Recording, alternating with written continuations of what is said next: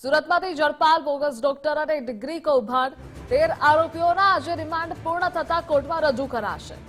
6 દિવસના રિમાન્ડ દરમિયાન પોલીસને અનેક માહિતી પણ મળી છે। 1200 થી વધુ બોગસ ડિગ્રી આપ્યા હોવાની માહિતી પ્રાપ્ત થઈ છે।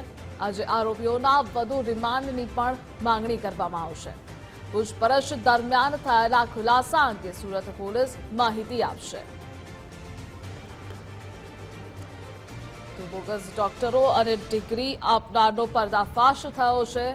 આજે આરોપીઓના વધુ રિમાન્ડની માંગ પણ કરવામાં આવશે। તો પૂછપરછ દરમિયાન થયેલા ખુલાસા અંગે સુરત પોલીસ આજે માહિતી પણ આપવાની છે। સુરતમાંથી બોગસ ડોક્ટરો ઝડપાયા હતા। ડિગ્રી કૌભાંડ થતું હતું।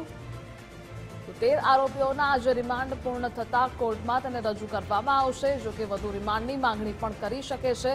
6 દિવસના રિમાન્ડ દરમિયાન પોલીસને અનેક માહિતી મળી છે। કેવી રીતે નકલી ડિગ્રી આપવામાં આવતી હતી, આ આખું કૌભાંડ ચાલતું હતું તેને લઈને પણ વિગતો પ્રાપ્ત થઈ છે। તો 1200 થી વધુ બોગસ ડિગ્રી આપવામાં આવી હતી। આજે આરોપીઓના વધુ રિમાન્ડની માંગણી કરવામાં આવશે। તો સુરતમાં બોગસ ડોક્ટરો ઝડપાયા હતા અને તે જ મામલે તપાસ તેજ થઈ છે। હજુ પણ અનેક મહત્વના ખુલાસા થઈ શકે છે।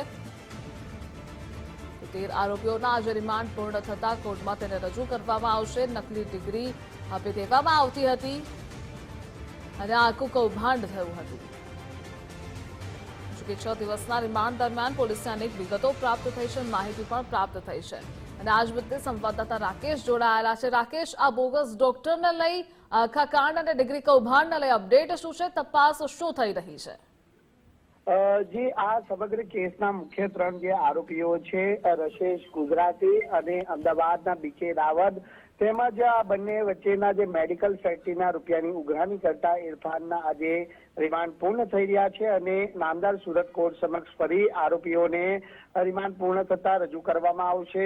પોલીસ તરફથી ફર્ધર રિમાન્ડની માંગણી કરવામાં આવી શકે છે, કારણ કે હમણાં સુધી આરોપીઓ દ્વારા 1200 થી પણ વધુ લોકોને બોગસ મેડિકલ ફેક્ટરી બનાવી આપી અને ડોક્ટરોનું લેબલ અપાવવામાં આવ્યું છે। ત્યારે આ સમગ્ર કેસની અંદર પોલીસ પૂછપરછની અંદર અનેક ચોંકાવનારી હકીકતો પણ પોલીસના હાથે લાગી છે, કારણ કે આ માત્ર 1200 નહીં પરંતુ વધુ લોકોને બોગસ ડિગ્રી બનાવી આપવામાં આવી હોઈ શકે તેવી સંભાવના પોલીસે વ્યક્ત કરી છે। અને તે જ કારણ છે કે છેલ્લા 5 દિવસના રિમાન્ડ દરમિયાન પોલીસને અનેક મહત્વની જે હકીકતો હાથ લાગી છે અને તેના આધારે આજે પોલીસ સ્ટેશને આ આરોપીઓને કોર્ટમાં રજૂ કરી વધુ રિમાન્ડની માંગણી કરી શકે છે।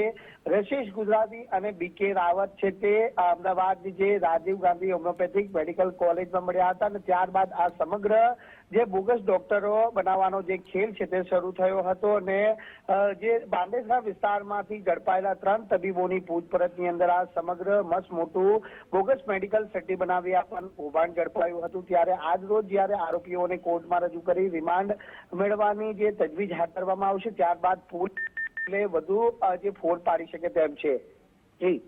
રાકેશ, આપ જોડાયેલા રહેજો, આગળ પણ અપડેટ મેળવતા રહીશું।